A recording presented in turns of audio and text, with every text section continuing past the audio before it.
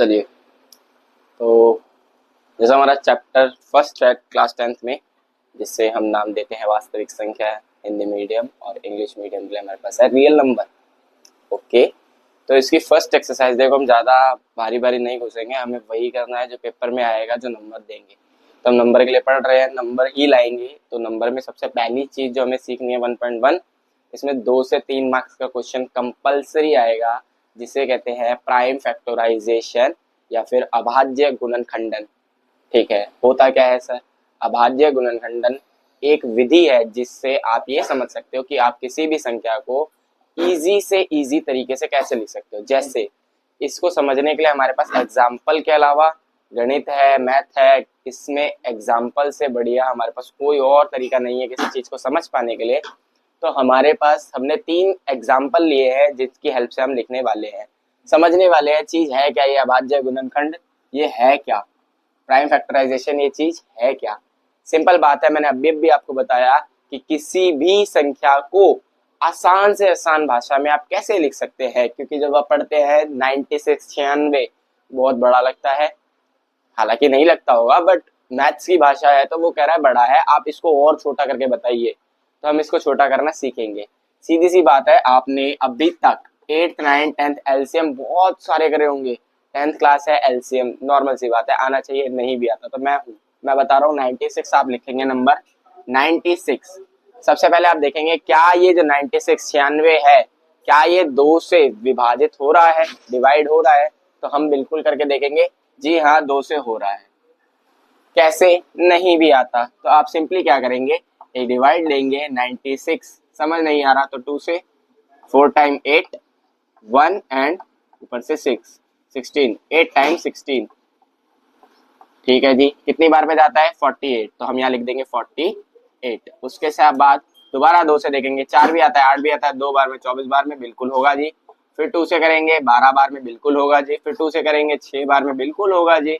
2 से 3 टाइम्स होगा जी, और 3 से 1 टाइम। तो ये मैंने इसका अभी तक एलसीएम निकाला, जिसे कहते हैं लोएस्ट कॉमन फैक्टर, जिसे कहते हैं लोएस्ट कॉमन फैक्टर। एलसीएम निकाल लिया, यहाँ मेरा अंत नहीं हुआ है, यहाँ पे अंत नहीं हुआ है क्वेश्चन हमारा। इसके बाद क्या करेंगे, अब हम इसमें से देखेंगे 2 जो है वो है कितनी बार, 1 2 3 4 5। तो इसको हम लिखेंगे 2 की पावर 5, 2 की घात 5 मल्टीप्लाई 3। तो हम जो है 96 को 96 को कैसे लिख सकते हैं, 2 की पावर 5 गुणा 3। ये इसको हमने इस तरीके से लिख के, इस रूप में लिख के हमने इसे क्या कर दिया, आंसर बना दिया। इसी चीज को करके, कोई बड़ी चीज नहीं है, बिल्कुल नॉर्मल सी चीज है, 1 से 2 मिनट लगेगा, 2 नंबर आपके, 3 नंबर आपके। ओके, तो हम आ चुके हैं एक्सरसाइज 1.1। हमने अभी सीखा प्राइम फैक्टराइजेशन बहुत मुश्किल नहीं है, अभाज्य गुणनखंडन इतना मुश्किल नहीं है। तो अभी हम आ गए 1.1 पर, क्वेश्चन नंबर 1, जिसमें आपको क्वेश्चन दे रखा है express each number as product of prime factorisation, मतलब कि हर एक संख्या को किसमें बदलना है, अभाज्य गुणनखंड विधि के द्वारा बदलना है। ओके, तो सबसे पहला क्वेश्चन हमारे पास 140। 140 को हम सीधा सीधा क्या करेंगे सर, आपने बताया, सॉल्यूशन लिखेंगे 140, एलसीएम मार दो भाई। इस एलसीएम को वैसे मैं अपने पर्सनली चॉकलेट बोलता हूँ, चॉकलेट निकालना, चॉकलेट में ऐसे बाइट बाइट होते हैं ना थोड़ा, तो वैसे ब्रिक टाइप। ओके, 2 से 70, फिर 2 से 35। नाउ अब क्या करें सर, ये 35 तो आता नहीं, 2 के टेबल में 35 आता नहीं, तो हम उस नंबर को लेंगे जिसमें ये 35 आता हो। 3 के टेबल से 35 नहीं आता, 4 के टेबल से नहीं आता, बट 5 के टेबल से आता है। ऐसे नहीं कि आप एकदम से जंप मार दो कि सर 35 7 के टेबल पे, नहीं, 7 से छोटा भी तो कोई नंबर हो सकता है जिसमें आ सकता है। तो हाँ जी 5 है, हम 5 लेंगे। एलसीएम का मतलब ही होता है, एल मीन्स लोएस्ट, लोएस्ट, छोटे से भी छोटा नंबर अगर आ रहा है तो बहुत बढ़िया बात, नहीं तो बड़े से तो करना पड़ेगा ही खैर, बट लोएस्ट से हो रहा है तो बेस्ट है। ओके, तो हमारे पास 5 के टेबल में आता है 7 टाइम, एंड 7 खुद के टेबल में आता है 1 टाइम। तो इसका मतलब ये हुआ कि हम 140 को कैसे लिख सकते हैं, 140 को 2 multiply 2 multiply 5 multiply 7। In next क्या करेंगे, अब हम 2 2 बार है तो हम 2 की पावर डालेंगे, 2 मल्टीप्लाई 5 मल्टीप्लाई 7। ये पहला क्वेश्चन हमारा हो चुका। सेकंड भी इसका सेम ही है और इसमें कोई फर्क है नहीं। सेकंड भी देख लेते हैं जल्दी से। ओके, अगेन सॉल्यूशन लिखा, अरे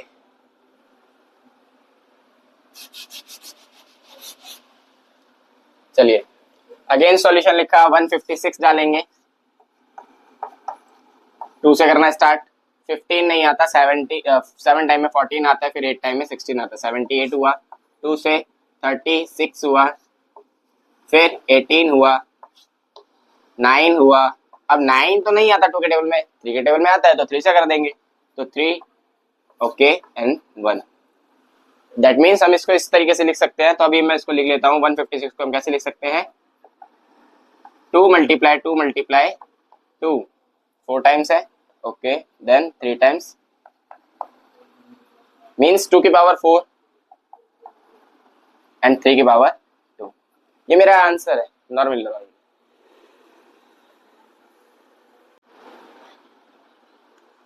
ओके, अभी हमारा क्वेश्चन नंबर सेकंड है जो कहता है LCM multiply HCF is equals to product of two number. इसका मतलब ये होता है हमें दो संख्याएं मिलेंगी जिनका हमें एलसीएम निकालना है, एचसीएफ निकालना है, उनको आपस में गुणा करना है।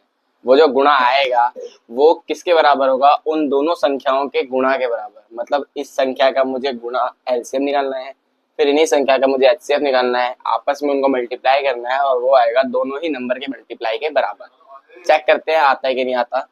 2 से करते हैं 13 टाइम और 13 से 1 टाइम, ऐसे ही करते हैं 7 से 13 टाइम और 13 से 1 टाइम। ये मेरा एलसीएम आया है। अभी तक मैंने इनको कर देता हूँ कि मैं कैसे लिख सकता हूँ 26 को और 91 को। 26 को लिख सकता हूँ मैं 2 मल्टीप्लाई 13 और 91 को लिख सकता हूँ 7 मल्टीप्लाई 13। मीन्स यहाँ से जो भी मेरे पास कॉमन आएगा वो मेरा क्या है, HCF। HCF आया मेरे पास 13। एलसीएम निकालने के लिए हमें दोनों नंबर को साथ में रखना पड़ेगा जिससे आपकी गलती ना हो। अगर आप यहाँ से एलसीएम निकालते हो, कई बार बच्चे कंफ्यूज हो जाते हैं, फ्रस्ट्रेट हो जाते हैं, थोड़ा सा इधर उधर भटक जाते हैं और बच्चे कुछ अलग निकाल कर आ जाते हैं एलसीएम। एलसीएम के लिए आप नॉर्मली प्रॉपर एक अलग निकाल दो, उसमें दोनों नंबर को एक साथ रखो। यहाँ पे आपने सेपरेट करा था, फिर आपने कॉमन निकाला, दैट्स इज एचसीएफ। आपको अगर एलसीएम निकालना है आप दोनों को एक साथ रख दो। तो 2 के टेबल में 26 आता है 13 टाइम, बट 91 नहीं आता, तो 91 को 91 ही लिख देंगे। सेकेंडली देखो 13 के टेबल में 91 भी आता है, 13 भी आता है, किस में आता है 13 में 13 और 91 आता है 7 टाइम में। अगेन 7 के टेबल में 1 नहीं आता, लेकिन 1 7 बन जाए 7, जहाँ पे हमारा 1 1 आ जाए हमारा एलसीएम हो चुका है। अब हमारे पास एलसीएम जो है वो है 2 मल्टीप्लाई 13 मल्टीप्लाई 7, 2 7 जा 14, 14 को अगर मैं 13 से करूंगा तो 182। तो मेरे पास एलसीएम कितना आया है, एलसीएम आया मेरे पास 182। ओके, मींस एलसीएम की जगह मेरे को एलसीएम रखना पड़ेगा, एचसीएफ की जगह एचसीएफ, और product of two number means मेरे को ये दोनों नंबर के मल्टीप्लिकेशन रखने पड़ेंगे। सिंपली मैं क्या करता हूँ, एलसीएम ले लेता हूँ 182 जो मेरे पास निकला है 182, और एचसीएफ है मेरे पास 13, तो एचसीएफ ले लूंगा मैं 13। ओके, दो नंबर प्रोडक्ट कौन कौन से हैं 26 एंड 91, तो मैं यहाँ पर लिख दूंगा 26 मल्टीप्लाई 91। ओके, अभी मैं जब इनको मल्टीप्लाई करूंगा तो ये इस तरफ आएगा 2366 और वहां पर आएगा 2366। आप मल्टीप्लाई कर लीजिएगा, आपका आंसर सेम ही आएगा।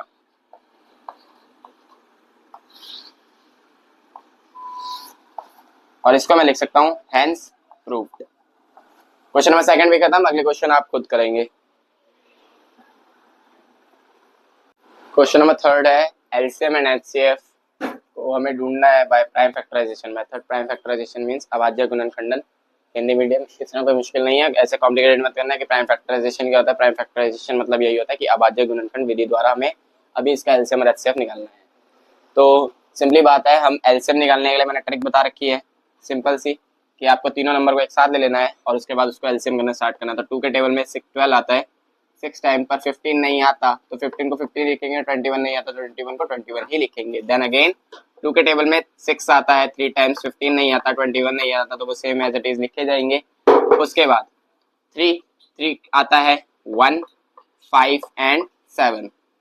Okay, then 5 1 1 and 7, then 7 means इसका एलसीएम जो आएगा वो क्या आएगा 2 मल्टीप्लाई 2 मल्टीप्लाई 3 मल्टीप्लाई 5 मल्टीप्लाई 7। ये मेरा इसका क्या है LCM. Okay,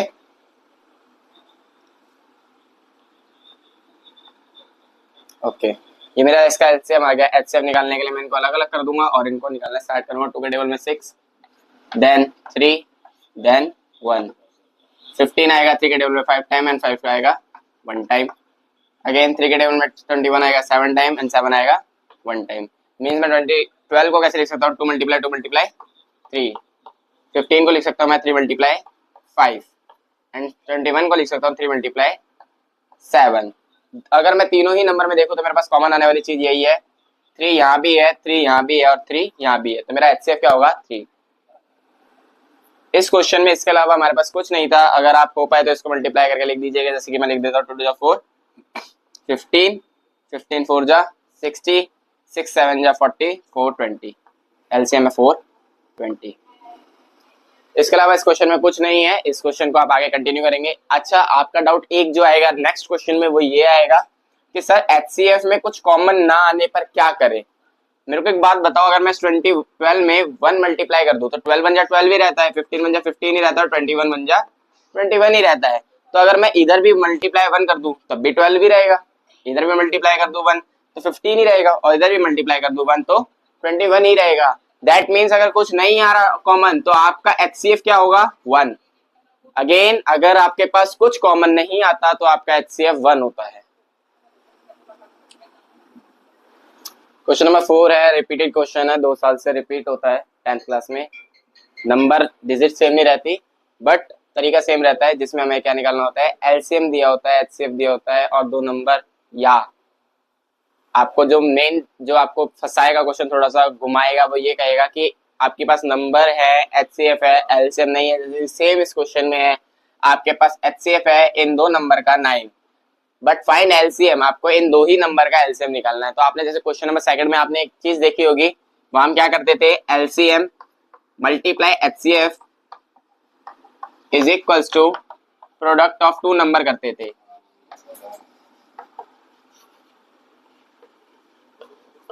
product of 2 number. ऐसे हमारे पास एलसीएम नहीं है तो हम इसको एक्स मान लेते हैं। अगर कुछ नहीं होता तो हम उसको कुछ भी नंबर मान सकते हैं, हमने उसको एक्स माना। एचसीएफ हमारे पास उसका 9, प्रोडक्ट ऑफ 2 नंबर। 2 नंबर कौन कौन से हमारे पास? 306 एंड 657। 306 एंड 657। ओके, हमेशा ये बात याद रखना है, इस इज इक्वल टू का काम इतना सा ही होता है कि कोई भी डिजिट अगर यहाँ पे प्लस में है, अगर वो अपनी साइड चेंज करेगी तो वो माइनस हो जाएगी। मीन्स अगर वो यहाँ पे माइनस की थी तो वहां जाके प्लस। ऐसे ही मल्टीप्लाई और डिवाइड में भी होता है। मल्टीप्लाई है तो अपनी प्लेस छोड़ते ही वो कैसी हो जाएगी? डिवाइड। और डिवाइड की है तो इधर आके क्या हो जाएगी? मल्टीप्लाई। बट उसको प्लेस छोड़ने के लिए इज इक्वल्स टू के अनदर साइड जाना पड़ेगा। ये नहीं कि वो इज इक्वल्स टू के इधर ही इधर घूम रही है तो वो प्लस से माइनस हो जाएगी, मल्टीप्लाई से डिवाइड, ऐसा नहीं। उसको इज इक्वल टू को क्रॉस करना पड़ेगा। उसको अपनी प्लेस क्रॉस करने के लिए उसको इज इक्वल टू को क्रॉस करना पड़ेगा, तभी वो मल्टीप्लाई से डिवाइड अपनी वो चेंज करेगी अपनी। ओके, तो मेरे पास जो डिजिट है 9 वो इधर मल्टीप्लाई हो रहा है, मीन्स वो उधर जाके क्या होने वाला है? डिवाइड। तो 306 मल्टीप्लाई 657 अपॉन में 9, ठीक है। और यहाँ पे मेरे पास x है तो x ही बच जाएगा।